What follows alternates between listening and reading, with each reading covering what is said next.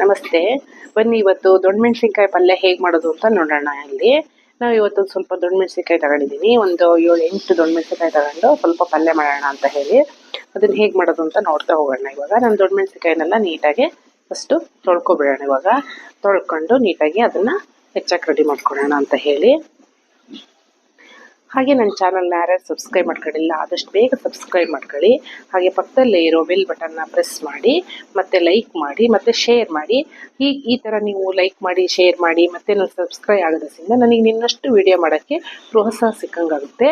ಹಾಗಾಗಿ ಬನ್ನಿ ಇವಾಗ ನಾನು ಇದೆಲ್ಲ ನೀಟಾಗಿ ತೆಗೆದುಬಿಡೋಣ. ನಾನು ಅದರಲ್ಲಿ ತೊಟ್ಟು ಸ್ವಲ್ಪ ದಪ್ಪ ಇರುತ್ತಲ್ಲ, ಹಾಗಾಗಿ ಅದನ್ನು ನಾನು ನೀಟಾಗೆಲ್ಲ ತೆಗಿತಾ ಇದ್ದೀನಿ. ಇವಾಗ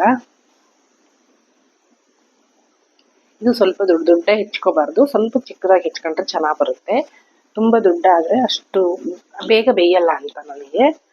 ಸ್ವಲ್ಪ ದಪ್ಪ ಇರುತ್ತಲ್ಲ ಸಿಪ್ಪೆ, ಹಂಗಾಗಿ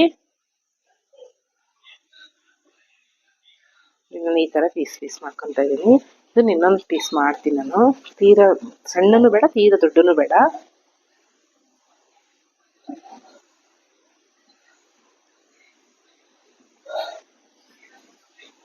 ಇದು ತುಂಬ ರುಚಿಯಾಗಿರುತ್ತೆ. ರೊಟ್ಟಿ ಜೊತೆಗಂತೂ ತುಂಬ, ರೊಟ್ಟಿ ಮತ್ತು ಚಪಾತಿಗೆ ತುಂಬ ಚೆನ್ನಾಗಿರುತ್ತೆ ಇದು.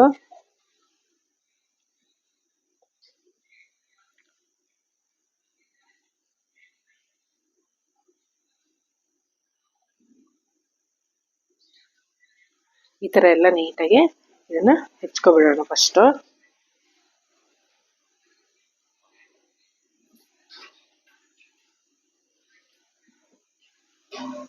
ಇದು ಸ್ವಲ್ಪ ಖಾರನೂ ಇರಲ್ಲ, ಇದು ಖಾರ ಕಡಿಮೆ ಇರುತ್ತೆ ಇದು ದೊಣ್ಣಮೆಣಸಿನ್ಕಾಯಿ.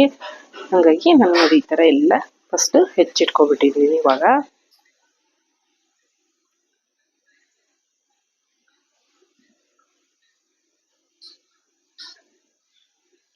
ಈ ಥರ ಎಲ್ಲ ಫಸ್ಟ್ ಹೆಚ್ಚಿಟ್ಕೊಳೋದ್ರಿಂದ ನಾವು ಪಲ್ಯಕ್ಕೆ ಆಮೇಲೆ ಒಗ್ಗರಣೆ ಹಾಕ್ಬೇಕಾದ್ರೆ ಈಸಿ ಆಗುತ್ತೆ ಅಂತ.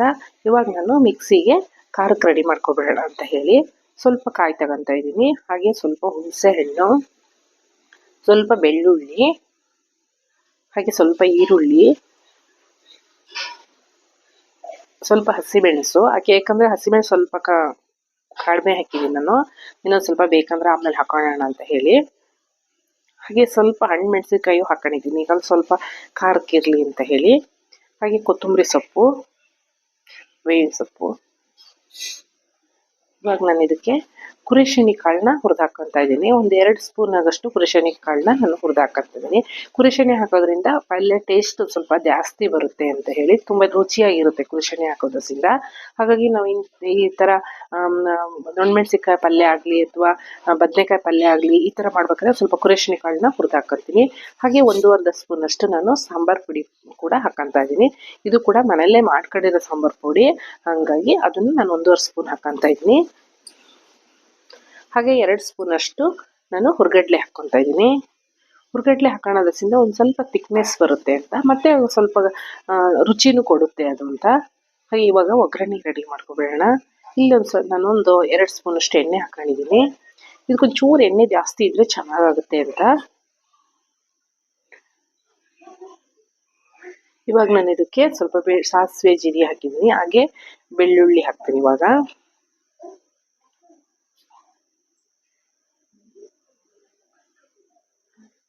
ಸ್ವಲ್ಪ ಬೆಳ್ಳುಳ್ಳಿ ಹಾಕ್ತಾ ಇದ್ದೀನಿ.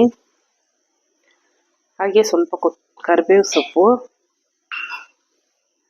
ಹಾಗೆ ಈರುಳ್ಳಿನ ಸ್ವಲ್ಪ ಸಣ್ಣದಾಗಿ ಹೆಚ್ಚಿಟ್ಕೊಂಡಿದ್ದೀನಿ. ತೀರಾ ದೊಡ್ಡದಾಗಿ ಹೆಚ್ಚಿಲ್ಲ, ಒಂದು 2 ಈರುಳ್ಳಿ ತಗೊಂಡಿದ್ದೀನಿ ನಾವು.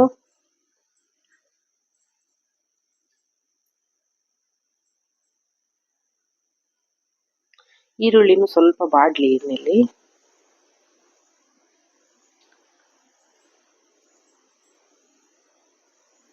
ಇವಾಗ ನಾನು ಇದಕ್ಕೊಂದು ಸ್ವಲ್ಪ ಅರಿಶಿನ ಪುಡಿ ಹಾಕೋಣ. ಒಂದು 1/2 ಸ್ಪೂನ್ ಅರಿಶಿನ ಪುಡಿ ಆದರೆ ಸಾಕಾಗುತ್ತೆ. ಅರಿಶಿನ ಪುಡಿ ಕೂಡ ಮನೆಯಲ್ಲೇ ಮಾಡ್ಕೊಂಡಿರೋದು ನಾವು, ಹಂಗಾಗಿ ತುಂಬ ಕಲರ್ ಕಾಣುತ್ತೆ ಅದು. ಇವಾಗ ನಾನು ಏನು ಹೆಚ್ಚಿಟ್ಕೊಂಡಿದ್ನಲ್ಲ ಇದನ್ನೆಲ್ಲ ದೊಣ್ಣಮೆಣಸಿನ್ಕಾಯಿನೆಲ್ಲ ಹಾಕ್ಬಿಡೋಣ ಇವಾಗ. ಯಾಕಂದರೆ ಇದು ಸ್ವಲ್ಪ ಹೊತ್ತು ಎಣ್ಣೆಯಲ್ಲಿ ಬೇಯಬೇಕು, ಹಾಗಾಗಿ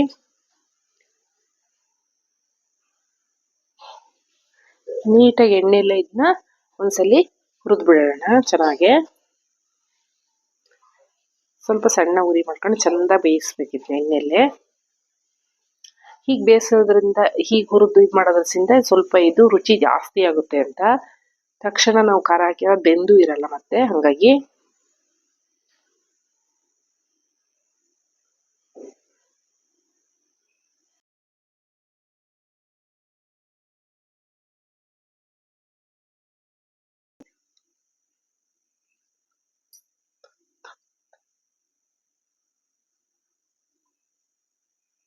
ನೋಡಿ ಈ ತರ ಎಲ್ಲ ಬಾಡ್ಬೇಕು. ಇದು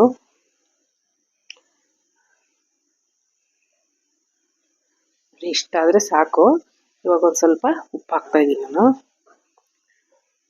ಉಪ್ಪು ಹಾಕಿ ಸ್ವಲ್ಪ ತಿರುಗಿಸಿ, ಮತ್ತೆ ನೋಡಿ ಈ ತರ ಎಲ್ಲ ನೀಟಾಗಿ ಹುರ್ಕೊಂಡು ಒಂದು 5 ನಿಮಿಷ ಬಾಯಿ ಮುಚ್ಚಿಡ್ಬೇಕು. ಈ ತರ ಬಾಯಿ ಮುಚ್ಚಿ ತೆಗೆದು ಸ್ವಲ್ಪ ಬಾಡಿರುತ್ತೆ ನೋಡಿ. ಇವಾಗ ನಾವು ಇದಕ್ಕೆ ಖಾರ ಹಾಕ್ಬಿಡೋಣ. ಇವಾಗ ಆಗ್ಲೇನೆ ಖಾರ ರುಬ್ಬಿಟ್ಕೊಂಡಿದ್ವಲ್ಲ, ಆ ಖಾರನ ಇದಕ್ಕೆ ಹಾಕ್ಬಿಡೋಣ. ಇವಾಗ ನಾನು ಖಾರ ಹಾಕಿ ನೀಟಾಗಿ ಎಲ್ಲ ಮಿಕ್ಸ್ ಮಾಡ್ತಾ ಇದ್ದೀನಿ.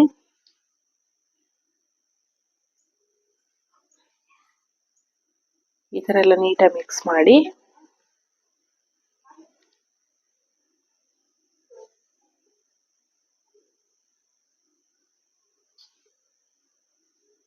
ಇವಾಗ ನಾನು ಇದಕ್ಕೆ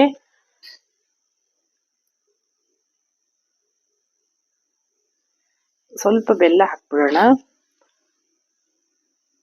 ಸ್ವಲ್ಪ ಬೆಲ್ಲ ಹಾಕಿದ್ರೇನೆ ಚೆನ್ನಾಗೋದು ಇದು. ಸ್ವಲ್ಪ ಬೆಲ್ಲ ಇದ್ರೆ ಚೆನ್ನಾಗಿರುತ್ತೆ. ಹಂಗಾಗಿ ಸ್ವಲ್ಪ ಕೊತ್ತಂಬರಿ ಸೊಪ್ಪು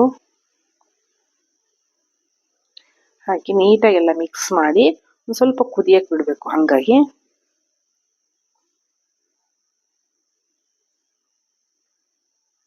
ಇದು ನೀಟಾಗಿ ಚೆನ್ನಾಗಿ ಕುದೀಲಿ. ನೋಡಿ ಈ ತರ ಚೆನ್ನಾಗಿ ಕುದಿಬೇಕಿದು. ಇದು ರೊಟ್ಟಿ ಜೊತೆ ತುಂಬಾ ಚೆನ್ನಾಗಿರುತ್ತೆ. ಹಾಗೆ ನನ್ನ ಚಾನಲ್ ಯಾರ್ಯಾರು ಸಬ್ಸ್ಕ್ರೈಬ್ ಮಾಡ್ಕೊಳ್ಳಿಲ್ಲ ಆದಷ್ಟು ಬೇಗ ಸಬ್ಸ್ಕ್ರೈಬ್ ಮಾಡ್ಕೊಳ್ಳಿ. ಹಾಗೆ ಪಕ್ಕದಲ್ಲಿರೋ ಬೆಲ್ ಬಟನ್ನ ಪ್ರೆಸ್ ಮಾಡಿ, ಶೇರ್ ಮಾಡಿ, ಮತ್ತೆ ಲೈಕ್ ಮಾಡಿ.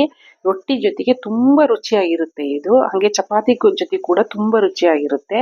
ನೀವು ಒಮ್ಮೆ ಮಾಡಿ ನೋಡಿ, ತುಂಬಾ ರುಚಿ ಇರುತ್ತೆ. ಹಾಗಾಗಿ ಧನ್ಯವಾದಗಳು.